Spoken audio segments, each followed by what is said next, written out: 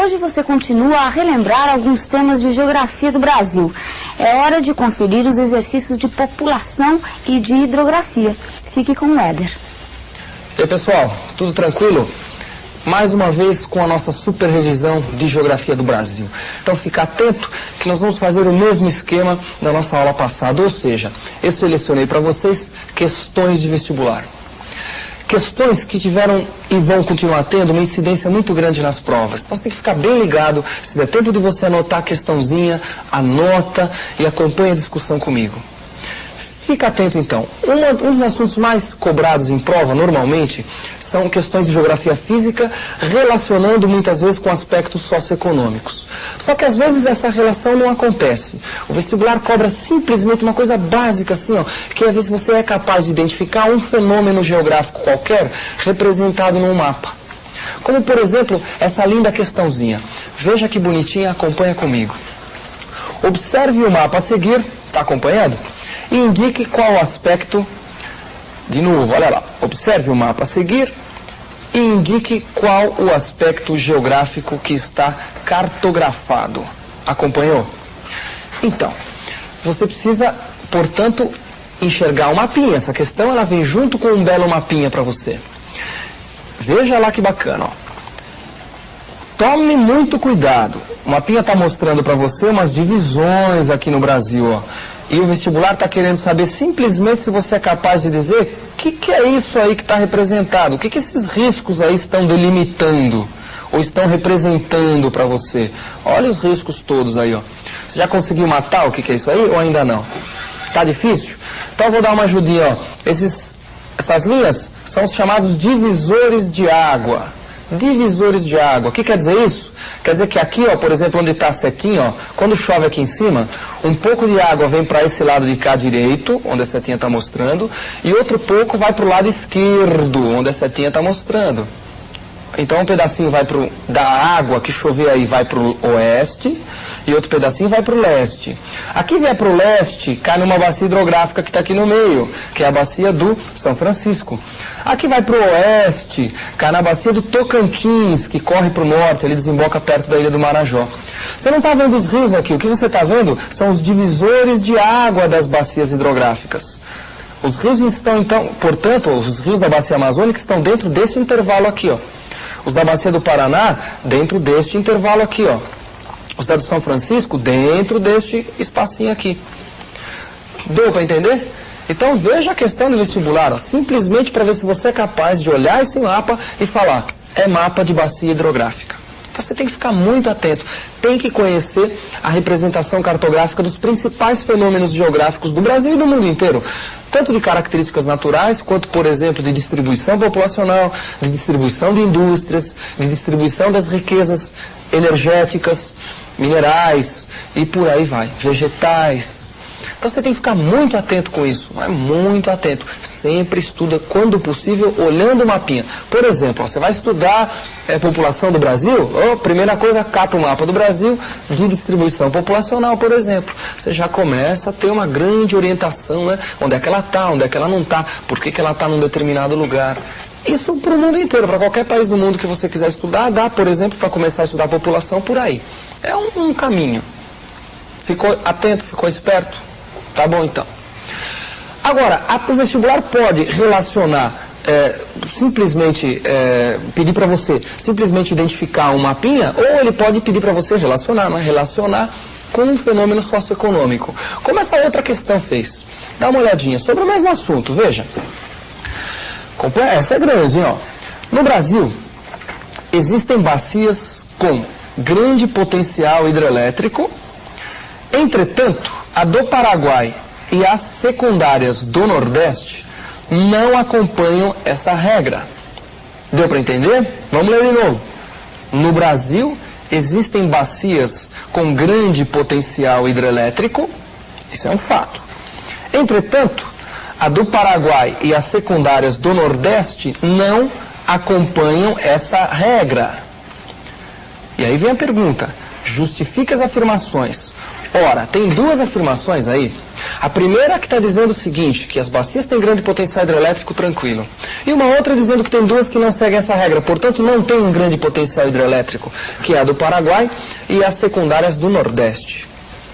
Como fazer para responder? Bom, você tem que estar com o mapinha das bacias hidrográficas na cabeça, que ajuda muito a responder. Se você não está com ele na cabeça, eu vou mostrar. Esse aí não vem um mapinha nenhum junto, você tinha que imaginar. Então veja lá, ó. Olha que legal essa figurinha. Com as principais bacias hidrográficas do Brasil, você pode enxergar todas elas ali, que legal. E identificadas pela legenda aqui, não é?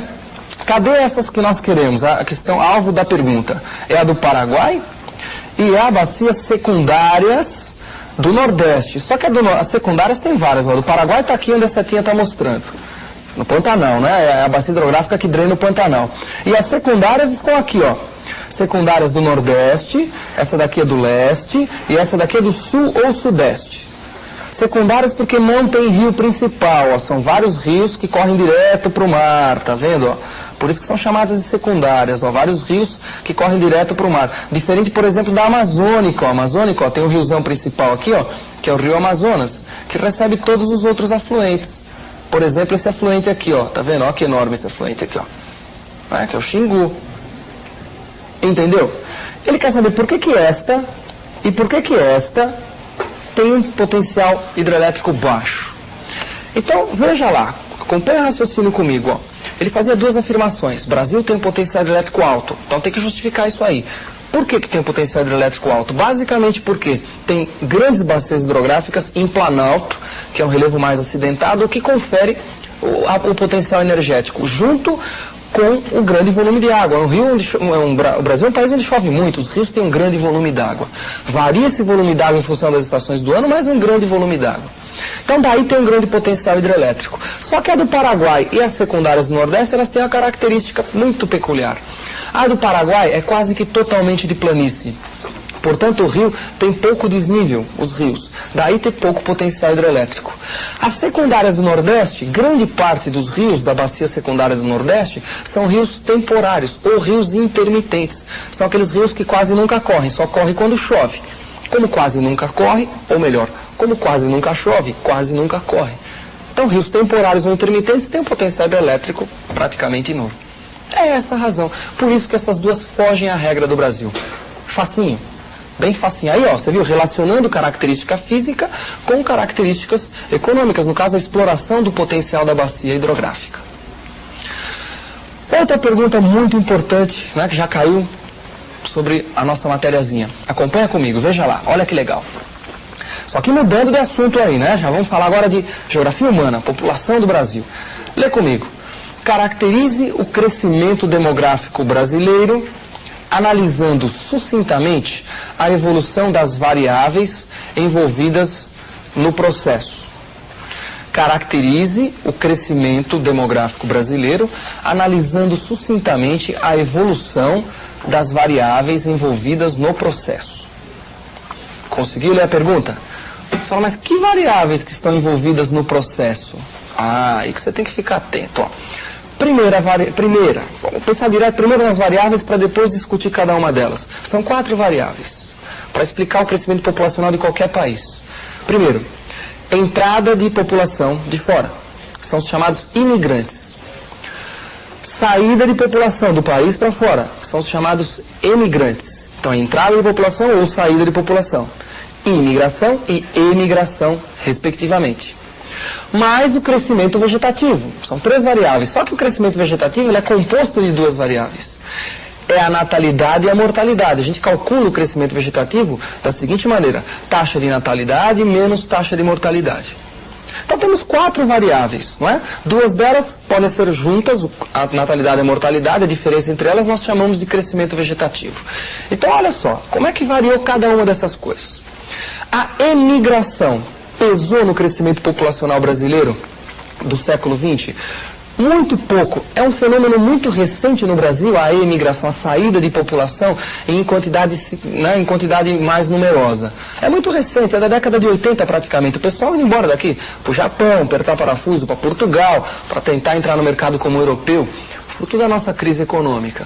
Agora, esse é um fenômeno que pouco interferiu até hoje no crescimento populacional do país. Então, analisamos uma variável. Imigração, entrada, né, de pessoas no Brasil.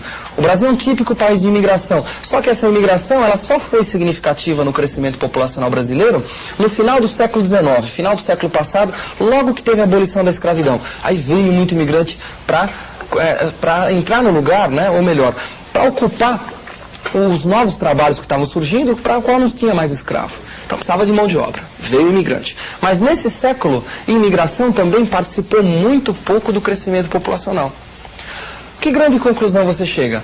Que o crescimento populacional brasileiro, portanto, dependeu muito mais das taxas, no século XX, né? Muito mais das taxas de natalidade e de mortalidade do que da imigração e da emigração. E o saldo entre natalidade e mortalidade é o que nós chamamos de crescimento vegetativo. Quer dizer, a população brasileira cresceu muito porque o crescimento vegetativo no Brasil é muito alto.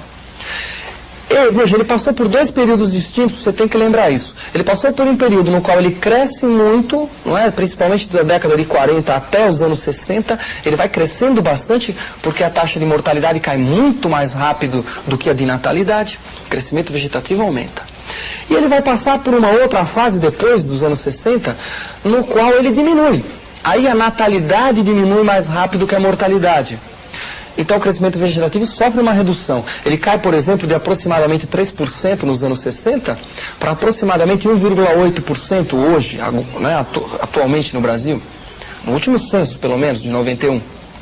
Então veja, caiu, né, de aproximadamente 3 para 1,8 para aproximadamente 2. Houve uma redução muito significativa. Entretanto, o nosso crescimento vegetativo continua sendo muito elevado, entre os mais altos do mundo. Portanto, o grande crescimento populacional brasileiro é fruto basicamente do grande crescimento vegetativo. Guardou? E assim nós analisamos as 4 variáveis: natalidade, mortalidade, imigração e emigração, que compõem o crescimento populacional do Brasil e de qualquer país. Beleza. A prova pode fazer uma pergunta bem abrangente como essa para você, ou pode fazer uma pergunta cobrando isoladamente cada uma dessas variáveis. Então fica bem atento quando você for estudar esse assunto. É muito frequente, é um dos principais fenômenos geográficos do Brasil do pós-guerra, o crescimento populacional. Então fica muito atento que sempre está lá no seu vestibular. Um grande abraço, você recordou comigo assuntos muito importantes para as suas provas e até a nossa próxima aula.